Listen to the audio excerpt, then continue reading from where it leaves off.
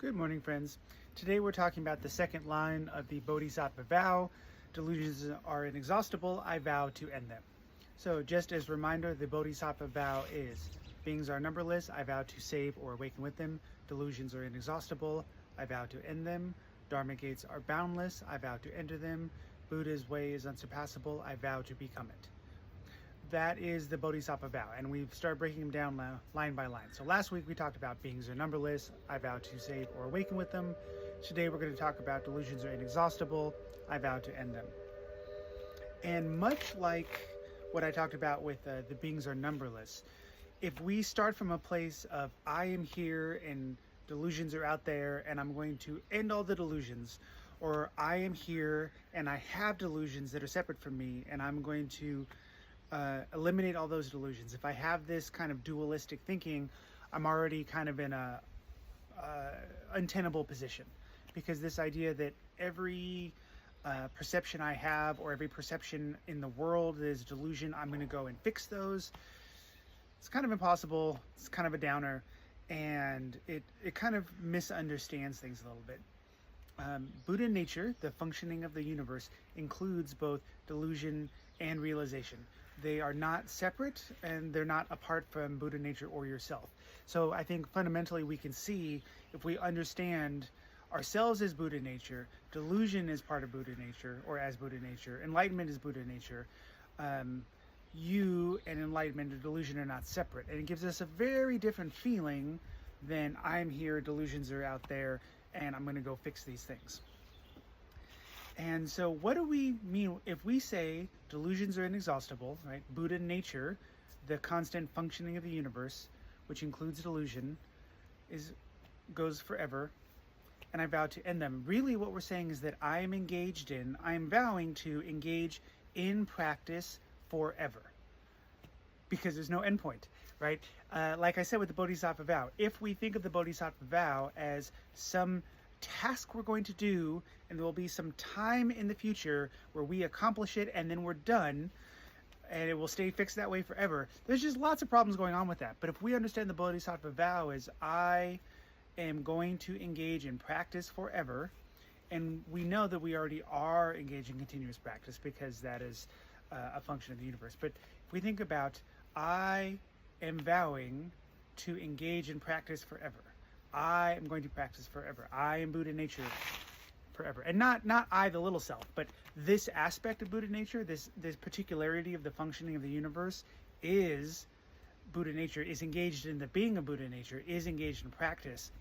This is a much more life-giving way, I think, of approaching this, and I think it helps us understand what's really going on, rather than some promise of something we're going to do. So like I talked about, we're really focusing on the Bodhisattva vow as an affirmation of what is occurring, not an aspiration that we're trying to accomplish.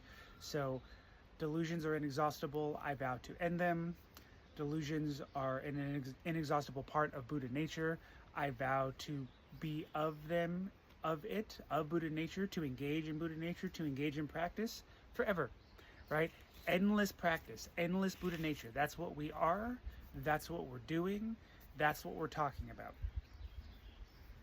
And so in a lot of ways, we have this idea of engaging fully and seeing them for what they are. So if I have the thought pop up that I'm a permanent fixed self, all I can say, okay, that thought is delusion, right? This idea that I have a permanent fixed self. And that thought is just what's occurring here. That thought of I'm a permanent fixed self, I can look at that and go, well, that's a part of a Buddha nature. That's a part of the functioning of the universe, that thought arising. And I understand that is not a description of what's really going on. That's just a thought that popped up in my head. And I could choose to try to act in alignment with that thought and all the problems that can come with it. I am me, I'm separate, everybody else is over there. It's okay for me to lash out. It's okay for me to lie. It's okay for me to steal. It's okay for me to do whatever I need to do to get what I think I want. And there are no repercussions, because if something bad happens to those people over there, you can see where this thought of I'm a distinct, finite, permanent self runs into a lot of problems. Or we can see that thought arise and go, well, that's not right, and move on, right? And it doesn't stop being a functioning of Buddha nature because it's part of the universal activity that's happening. The thought pops up that I'm a distinct and finite self, but I also don't have to go along with it. And that is fully engaging with that thought, but in a mindful and present way, is the ending of delusion. So we are constantly practicing with delusion and realization at the same time, because both of them are an aspect of Buddha nature, of this kind of universal functioning of reality, just as we are.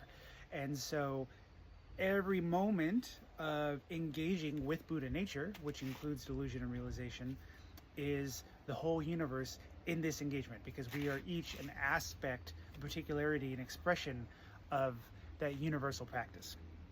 And so I really think that a lot of times this line is the hardest. I think it certainly was for me, because we can talk about, well, I'm not separate from all beings, so that's good. So that covers the beings are numberless part.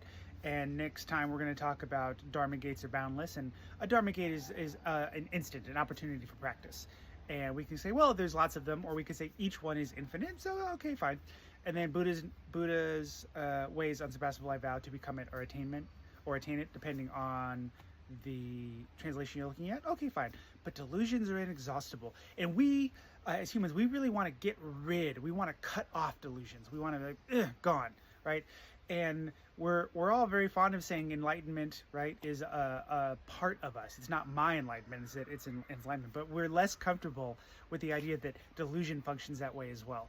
And so this line is often the most challenging. But when we understand that delusion is an aspect of Buddha nature, just as realization, and it's not separate from us, and we engage in delusion and realization fully, and we engage in constant practice, and this is how we understand delusions are inexhaustible, I vow to end them, in the sense of the Bodhisattva vow as an affirmation, it really changes things. Because as I keep mentioning, my teacher likes to say, Bodhisattvas are not grim. And I think the delusion line can definitely be one of the ones that leads to grimness, where you're like, oh, if I ever have an unskillful thought, or if there's any unskillful thought in the world, I haven't ended all delusion, right? I haven't cut it off, and there's going to be some point in the future I'm going to cut it off, but that seems impossible, so I just suck, right? That's a pretty grim way to think about things. But if we understand that this is an expression of universal practice, that realization and delusion are aspects of Buddha nature, and so are we, and so we are not separate from delusion and realization. The way we approach this line and the entire Bodhisattva vow, I think, is very different. So remember, delusions are inexhaustible, I vow to end them. Essentially, we are saying that delusion and realization are part of Buddha nature, as are we, and we are engaging with and as Buddha nature forever. That's a much more positive way to think about it. So I think that's where I'm going to leave you with today. Let me know what you think. In a lot of ways, like I said, I think this line can be the most challenging.